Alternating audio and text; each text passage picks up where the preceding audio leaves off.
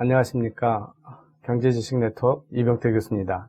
오늘은 지난번에 이어서 경제적 인간의 탐구 두 번째 강의, 공짜는 없다를 강의하도록 하겠습니다. 경제학에서 우리 개인의 자산, 개인이나 가계를 파탄에 빠뜨리지 않는 아주 기본적인 공리들이 있습니다. 첫 번째가 공짜는 없다고요. 두 번째는 지니고 있는 돈보다 더 많이 쓰면서도 부도가 나지 않을 수가 없다라고 하는 겁니다. 세 번째는 우수한 것을 제약해서 평등한 능력을 만들 수 없다. 이 세 가지가 경제학에서 학자들이 의심하지 않고 믿고 있는 기본적인 공리가 되고 있습니다. 여러분, 공짜는 없다라는 말을 너무 많이 들어보셨을 겁니다. 특히 이제 영어에서 there is no free lunch라고 하는 공짜 점심은 없다, 이렇게 얘기를 하죠.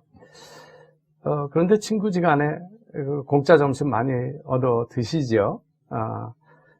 그럼 왜 이런 말을 할까요? 근데 어떤 친구가 계속 얻어먹기만 한다고 생각하면 어떨까요? 그 친구들한테 공짜 점심을 사주는 이유는 어떤 형태든 삶을 살아가면서 그 친구도 나한테 도움을 줄 수 있다라고 하는 믿음 때문에 우리가 줍니다. 그러니까 그것도 조금 지연된 교환이지 완전히 공짜가 없다는 거죠. 한쪽이 계속 얻어먹기만 하면 그건 우정에 금이 갑니다. 저희 어머님이 툭하신, 이렇게 어디서, 집안에 먼 친척의 경사나 애사가 있어서 연락이 오면 늘 제가, 이게 잘 모르는 분인데 여기 가야 됩니까? 이렇게 물으면, 저희 어머님께서 이런 말씀을 하시죠. 그 집이, 네 아버님 살아계실 때도 경사 때마다 찾아오시고 다 했다. 그러니까 우리도 마땅히 가야 된다. 이렇듯이 우리나라에서 조의금이나 축의금을 주고 애경사를 찾아가는 것도 다 공짜가 아니라는 것을 우리는 알 수 있습니다. 이 공짜가 없다라고 하는 것은 우리가 살을 빼고 다이어트 하고 그럴 때 또 매일 하는 게 고통 없이는 얻는 게 없다. no pain, no gain. 이것도 공짜가 없다는 거죠. 그래서, 제가 제 자식들한테 하는 말이, 맛과 멋은 같이 가지 못한다. 너 계속 맛있는 거 많이 먹으면 절대 멋있는 사람이 될 수 없다. 이런 것들이, 맛을 포기해야 되는 pain, 고통 없이는 멋을 얻을 수 없다. 좋은 몸매를 얻을 수 없다 하는 거죠. 그런데 우리 인간들은, 종종 공짜에 편승해서 노력 없이 좋은 결과를 얻으려고 하는 시도를 합니다. 동물, 식물의 세계에서는 이런 것들을 기생충이라고 그러죠. 자기 노력으로 음식을 취하지 않고 남이 얻어놓은 남의 몸에서, 식품을 취하려고 하는 노력입니다. 벼룩, 이런 것들이 우리 몸에서, 숙주라고 하죠. 숙주 속에서 영양을 취하려고 하는데, 사회에서도 그런 취하는, 공짜를 취하려는 노력들이 있습니다. 이 공짜를 제일 많이 줄 것처럼 얘기하는 사람들이 있습니다. 그 사람들의 직업은 정치인입니다. 무상교육, 교육을 공짜로 해주겠다는 거죠. 완전히 공짜로 못 해주면 반값 등록금이라고 요새 얘기를 합니다. 그것도 반 정도는 공짜로 주겠다는 거죠.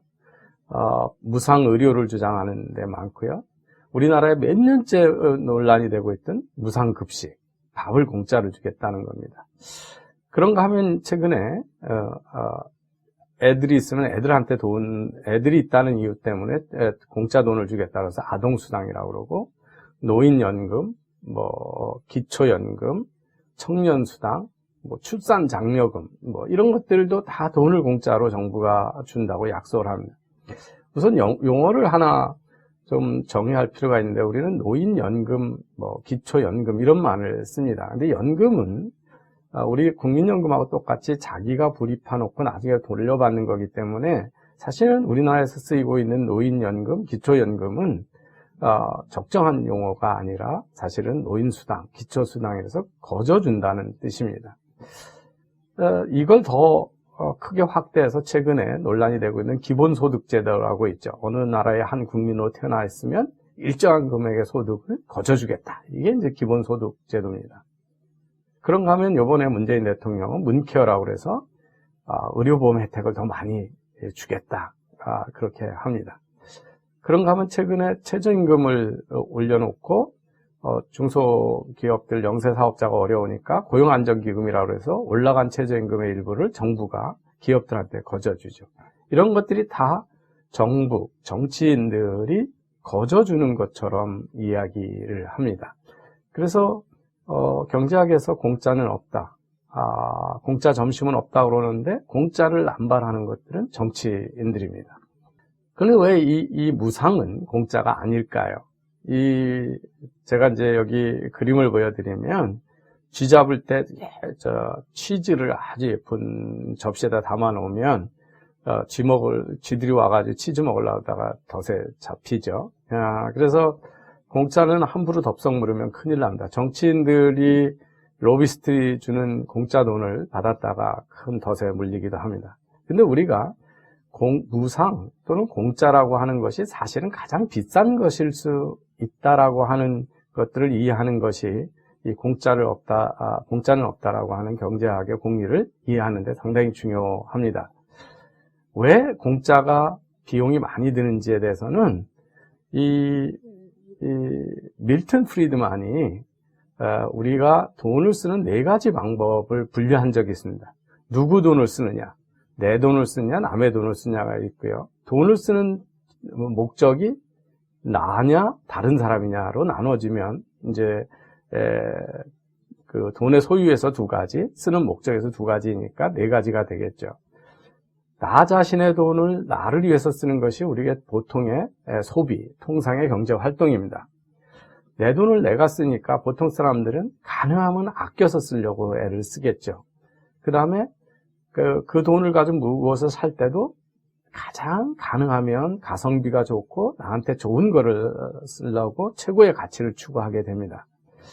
그렇지만 이제 자신의 돈을 남한테 위해서 쓰면 이거 보통 이제 용돈 주는 거라든지 기부행위라든지 자선행위라든지 선물을 주는 것들이 대개 자신의 돈을 다른 사람한테 쓰는 겁니다. 물론 내 돈을 쓰니까 돈을 아끼게 되겠죠. 그렇지만 선물을 줄 때 자기 물건을 살 때만큼 고민을 하지 않습니다. 왜? 나는 선물을 주었다는 것만으로 족한 거기 때문에 그렇게 많은 시간과 고민을 하지 않게 되겠죠. 그래서 돈을 어떻게 쓰는지에 대해서는 덜 신경을 쓰게 됩니다. 그 다음에 이제 3번째 경우가 남의 돈을 나 자신을 위해서 쓰는 겁니다. 이게 보통은 이제 용돈을 받아서 쓰는 사람인데 준 돈을 주고 그 안에서 쓰라고 하면 아껴서 쓰는데 네가 신용카드를 자식한테 주고 얼마든지 써라 그러면 자식은 아끼지가 않죠. 왜? 내 돈이 아니기 때문에요. 그 다음에 이거는 이제 합법적인 경우인데 불법적인 경우가 있습니다. 회사 최고 경영자가 회사 돈을 몰래 자기를 위해서 쓰는 거죠. 이거 우리 보통 배임이라고 그럽니다. 또는 남의 돈을 횡령하거나 절도하는 경우도 다 남의 돈을 자기를 위해서 쓰게 됩니다. 남의 돈 쓰는 경우에는 돈을 아끼지 않게 되죠. 그렇지만 그 돈을 가지고 자기를 위해서 쓰니까 역시 가성비가 있고 최고 자기한테 좋은 물건을 사게 되겠죠. 이제 4번째가 가장 문제가 되는 겁니다. 남의 돈을 남을 위해서 쓰는 겁니다. 이런 경우가 어디냐면 이게 바로 정부가 쓰는 돈입니다. 정부라고 하는 거는 돈을 만드는 조직이 아니고 국민이 낸 세금, 그게 전부 남의 돈이죠. 남의 돈을 가지고 자기가 공무원들이 임의로 다른 어떤 사람을 위해서 씁니다. 공무원은 그 자신을 위해서 쓰는 경우가 아닙니다. 그런 경우에 대부분 남의 돈이고 나를 위해서 쓰는 게 아니라 남을 위해서 쓰니까 돈을 아낄 이유가 없죠. 세금이 거치면 다 쓰게 돼 있고 대부분의 정부는 거둔 세금보다도 더 많이 빚을 내서 쓰게 되죠. 그 다음에 그 돈이 정말 제대로 쓰여지고 있는지 고민도 하지 않지요. 그래서 이 4번째 영역이 커지면 비효율이 크게 발생을 합니다. 그래서 이 밀턴 프리드만은 아주 간단한 이 2x2 매트릭스를 통해서 정부가 비대해지는 것이 왜 위험한가 이거를 프리드 추즈라고 하는 책에서 이미 1979년에 설파를 했습니다. 자, 그래서 정부가 이렇게 남의 돈을 남을 위해서 남에게 쓰는 경우에 그 돈의 가치, 내 돈을 내가 쓰는 것보다 훨씬 헤프게 쓰기 때문에 사회적 비용이 발생하니까 정부가 공짜라고 얘기해 준 것은 사실은 개인이 돈 주고 사서 하는 것보다 훨씬 비싼 비용을 남한테 전가하는 게 되는 거죠. 그래서 공짜가 가장 비싼 것이다, 이런 얘기를 합니다. 우리는 국가가 뭐를 해준다고 그러는데 국가가 뭐를 해주는 건 하나도 없습니다. 국가는 사실은 남의 돈을 빼앗아서 그것을 남에게 주는 중간자적인 역할을 할 뿐이지 국가가 해주는 것이 아닙니다. 궁극적으로 돈을 내는 것은 국민들이 되죠. 최근에 이 많은 무상복지의 그 혜택, 늘린 혜택이 바로 우리나라에서 전체 국가가 생산하는 GDP 대비 사회보험 비중이 급격히 늘어나고 있습니다. 2017년에 GDP 대비 6.4%가 우리 사회보험 비중입니다. 이게 2007년에는 4.9%에 불과했기 때문에 한 10년 사이에 거의 50% 이상이 증가한 거로 되어 있습니다. 지난해 국정감사에서 이 문정부가 한 5대 복지 공약 중에 중앙정부의 비용 말고 이 복지를 실행하기 위해서 지자체가 부담해야 되는 새로운 비용이 얼마가 되냐 하면 약 26조 원에 해당이 됩니다. 그래서 뭐 누리과정이다, 아동수당이다, 기초연금이다, 이런 것들이 다 중앙정부뿐만 아니라 기초단체, 지방정부한테도 비용을 전가하고 있기 때문에 어마어마한 양의 그 예산이 필요하고, 그것들은 국민이 낸 세금이기 때문에 공짜가 아니다. 그리고 더 많은 비용으로 사실은 이런 걸 한다, 이렇게 합니다. 근데 이 공짜가 많다는 거하고 뭐가 관련이 크냐 하면 바로 사회주의라고 하는 겁니다. 사회주의는 여러 가지로 정의를 할 수가 있습니다. 한동안 지난번에 그 문재인 대통령의 청와대발 개헌안이 나왔을 때 자유 진영에서는 사회주의적인 개헌안이다, 이런 얘기를 했습니다. 그중에 토지 공개념 뭐 이런 것 때문에 사회주의적이라는 비판을 받았죠. 언론에 나와서 유시민 작가가 그게 어떻게 사회주의가 되냐라면서 펄쩍펄쩍 뛰었습니다. 근데 사실은 아마 유시민 작가는 사회주의의 정의에 대해서 과거 몇십 년 전의 사회주의, 이 국가가 경제활동의 생산, 유통, 교환의 수단을 정부가 소유하고 행사하는 것을 사회주의라고 정의한 것 같습니다. 근데 사회주의의 정의는 크게 두 가지로 볼 수 있습니다. 하나는 이 고전적인 거죠. 생산 수단과 경제의 모든 수단을 사회가 공유하는, 그러니까 사회가 소유하는, 그래서 사회라고 하는 게 정확히 얘기하면 국가가 통제하는 거죠. 이런 것들은 자본주의자에 의해서 제대로 안 되니까 그러면 아예 민중 독재를 해야 된다, 그러면 이거는 공산주의입니다. 그래서 사회주의나 공산주의나 생산수단에 대한 통제를 정부가 가져오려고 한다면서 동의를 합니다. 그런데 우리가 그 생산수단을 정부가 소유하거나 통제를 많이 하는 사회가 부를 생산하지 못한다라고 하는 것을 역사적으로 경험을 했습니다. 그래서 요즘은 사회주의자들도 이런 과거식의 생산, 유통, 교환 수단을 구교하는 것을 사회주의로 내거는 사회주의자들은 별로 없습니다. 두 번째가 더 중요한 정의가 되죠. 바로 방금 설명드린 밀턴 프리드만의 돈의 사용방법 중에서 네 번째죠. 남의 돈을 정부가 많이 뺏어다가 남을 향해서 많이 쓰는, 그래서 정부가 자원을 무상으로 배분하는 정도가 큰 국가를 사회주의라고 합니다. 그래서 경제는 원래 최종 소비자가 우리 지난 시간에 자기의 효용을 높이기 위해서 교환을 한다. 그 자기한테 효용에 맞는 가격을 지불하게 되죠. 그래서 최종 소비자의 지불 의사나 교환 의사와 무관하게 정부가 통제하면서 배분하는 경우에 사회주의적이라고 하고 또 사회주의라고 합니다. 이런 정의는 최근에 백악관의 경제자문위원회에서 사회주의의 기회비용이라고 하는 보고서에서 정리한 정의와 동의를 합니다. 그럼 문정부의 경제 이념 지향은 무엇인가? 한번 생각해 보시고, 이게 경제에서 얘기하는 공짜를 많이 주면 사회적으로 훨씬 비용이 커진다라고 하는 공리와 어떤 관계가 있나를 보시면 됩니다. 한번 살펴볼 필요가 있습니다. 문재인 대통령은 지난 11월 1일 내년도 예산에 대한 시정 연설을 국회에서 했습니다. 국회 연설 중에 이런 말씀을 했습니다. 국가가 국민의 삶을 전생에 걸쳐 책임지고 기업이 사회적 책임을 다하며 개인이 일 속에서 행복을 찾을 때 우리는 함께 잘 살 수 있습니다. 이 말을 했습니다. 국가가 국민의 삶을 전생에 대해서 걸쳐 책임진다. 아까도 말씀드렸는데 이게 바로 사회주의죠. 사회주의는 국민들한테 돈을 많이 각자 노력한 세금을 많이 뽑아서 그걸 다 국가가 복지를 확대한다라고 하는 건 아까 밀턴 프리만이 한 네 번째 정의고 그게 사회주의의 정의니까 문정부의 경제 이념 지향은 사회주의적이다 또는 사회주의다라고 얘기하는데 아무런 무리가 없습니다.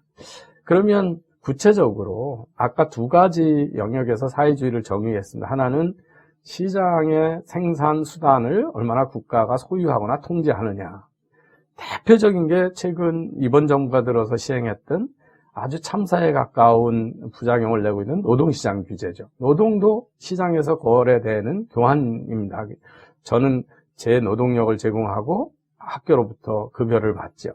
그런데 얼마 이상은 이상을 줘라. 또는 52시간 이상은 노동을 하면 안 된다. 그 다음에 파리바게뜨 사태에서 보면 파견 근무는 하면 안 된다. 파견 근무의 조건을 엄격히 정의한다. 이런 거죠. 최근에 공정위가 자영업자들의 어려움을 도와준다고 대통령의 지시를 받아서 카드 수수료를 인위적으로 결정했습니다. 카드 수수료도 시장에서 결정되는 가격임에도 불구하고 정부가 결정을 했죠. 통신비에서 기본료를 내려주겠다라고 하는 허황된 공약은 결국은 2년 약정하면 통신비 할인을 20%에서 25% 올려주고, 우리나라에서 단말기에 대해서, 마케팅을 못하게 하고, 이런 것들이 다 유통에 관해서, 또는 유통이나 교환수단의 국가 통제를 강화한 사례입니다. 더 걱정이 되는 거는 이거죠. 바로 연금사회주의의 시도입니다. 국민연금을 통해서, 국민연금은 사실은 연금을 구입한 우리 국민들이 소유해야 되는 겁니다. 그런데 그거를 국가의 공무원들이 인위적으로 기업들을 통제하는 수단으로 쓰겠다. 해서 기업의 경제활동을 이 연금을 통해서 국가의 통제하에 있는 연금을 통해서 좌우하겠다. 이게 스튜어드십이라고 하는 아주 미사역으로 도입됐지만 위험한 발상을 하고 있습니다. 이런 모든 것들이 시장의 자율이나 자율스러운 거래보다는 국가가 통제를 강화하는 쪽으로 가고 있는 대표적인 사례입니다. 복지 확대는 이미 제가 말씀 많이 드렸습니다.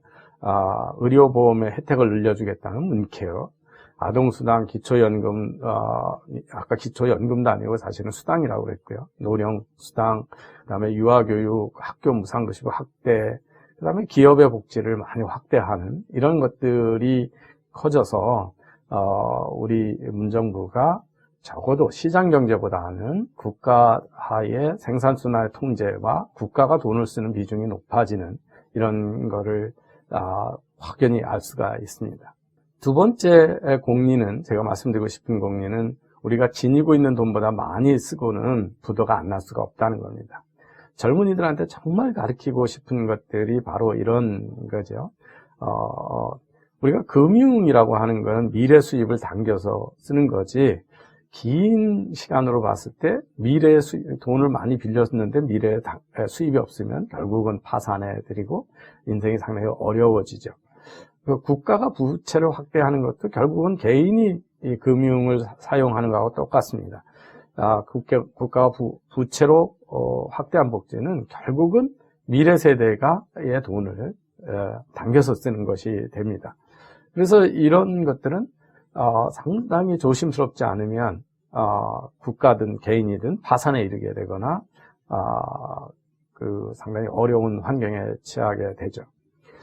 아까 복지가 많아지는 거에 대해서 공짜라고 하는 선신공세는 대부분은 지금 당장 세대가 돈을 더 내는 경우가 있습니다. 바로 4대 보험료가 올라가고 이런 것들은 우리가 늘어난 복지를 우리가 지불하는 건데 그거 아주 부족해지는 것들은 대부분 다음 세대의 비용입니다. 그래서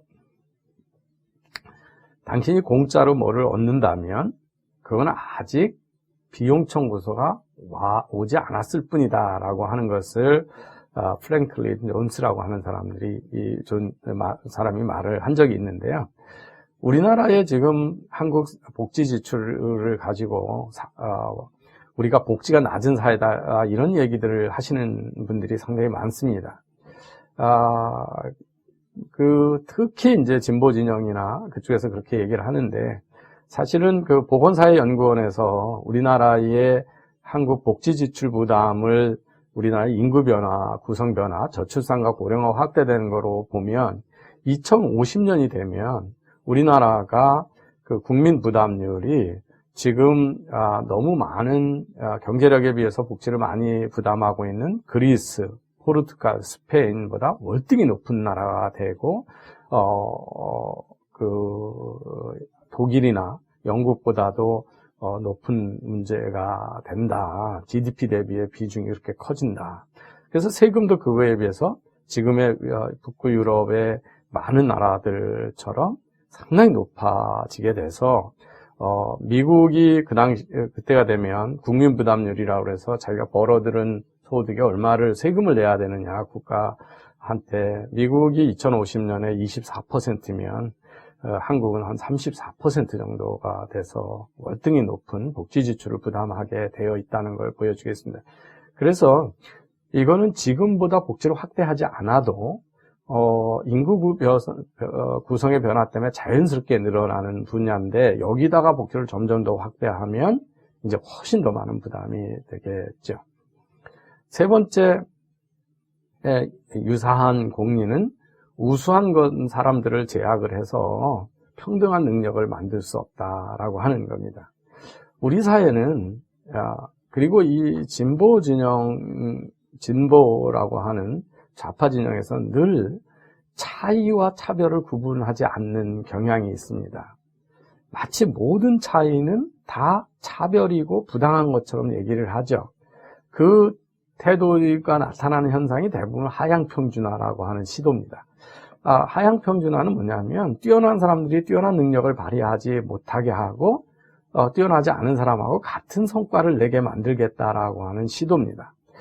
그래서 여러분 낮은 IQ의 학생이 높은 IQ의 학생만큼 성적을 받을 것을 같은 노력을 하고 성적을 받을 것을 기대하는 것은 사실은 잘못된 거죠.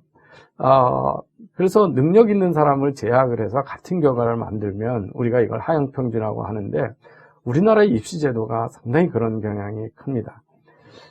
저는 몇 년 동안 삼성 이건희 장학재단에서 해외에 큰 장학금을 주고 가는 수재들을 선발한 적이 있는데요. 우리나라의 수능 등급이나 이런 규제 때문에 미국의 최고 명문대학 하버드, MIT 이런 데 장학금을 갖고 가는 학생이 한국의 서울에 소재에 있는 명문대학에 입학이 불가능하다는 사실을 알았습니다. 왜냐하면 하버드나 MIT 같으면 어떤 과학 또는 한 분야의 천재적인 아주 영재적인 능력을 보여주면 그 능력을 먹고 뽑는데 우리는 모든 과목의 수능 등급을 가지고 입학을 사정하기 때문에 그렇습니다. 이거는 평균적으로 잘해야지 어느 한쪽만 잘하면 안 된다라고 하는 소위 우수한 자들을 제약해서 능력을 평등하게 만들려고 한다는 시도입니다. 근데 이건 왜 이게 아까 공짜와 없다는 이야기하고 비슷한 공리냐 하면 그렇게 하면 능력 있는 사람들이 발휘할 수 있는 경제적 성과를 내지 못하게 되죠. 그래서 평등을 추구하다가 보이지 않는 기회비용을 지불하게 되기 때문에 그것 때문에 이 공짜가 없다라고 하는 얘기하고 동의합니다. 우리 혁신이라고 하는 것들, 규제 혁신이라는 것도 한번 생각을 해 보시면 좋겠습니다. 이 면에서 최근에 카풀이나 차량 공유, 우버 같은 서비스가 도입이 됩니다. 전 세계 모든 소비자들이 이 편리한 스마트 기술이 가져온 새로운 연결 관계, 새로운 교환 관계의 혜택을 보고 있습니다. 아마 많은 시청자들께서도 카카오 택시라고 하는 택시 호출 서비스의 혜택을 많이 보실 겁니다. 길거리 나가서 요즘처럼 추운데 언제 택시가 올지 모르고 서 있는 거 하고 집 앞으로 차를 부르는 거하고는 전혀 다른 혜택이 있는 거죠. 그래서 우리는 그 서비스를 아주 즐겁게 쓰고 있습니다. 우버나 카풀 제도도 동일한 겁니다. 그러니까 이것은 기존에 있던 제도보다 뛰어난 거래고 뛰어난 기술입니다. 그래서 우리가 이런 것들을 혁신이라고 하죠. 그런데 지금 어떻게 보니까 택시 기사들이 극렬히 반대를 하죠. 그리고 법에 의해서 이걸 채택을 못하게 하고 불법화해달라고 얘기를 하고 있고 불법화되어 있습니다. 이것들은 지금 얘기한 우수한 것들을 제약해서 평등한 능력을 만들려고 하는 기도입니다. 그것 때문에 소비자들은 그 혜택이라고 하는 것을 포기해야 되는, 그래서 비용을 지불하게 되는 것이죠. 그래서 오늘은 경제학에서 가장 중요한 공리 중에 하나, 세상에 공짜는 없다. 그리고 그 공짜가 없다는 말이 결국 사회주의를 정의하는데 상당히 중요한 개념이고, 또 혁신, 하향평준화, 규제와도 상당히 밀접한 개념이라고 하는 것을 설명드렸습니다. 다시 한번 경제지식 네트워크가 많은 활동을 할 수 있도록 이병태 TV 꼭 구독해 주시고 좋아요 꾹 눌러 주시고 광고도 꼭 끝까지 봐주시고 친구들에게 공유해 주시면 고맙겠습니다. 감사합니다.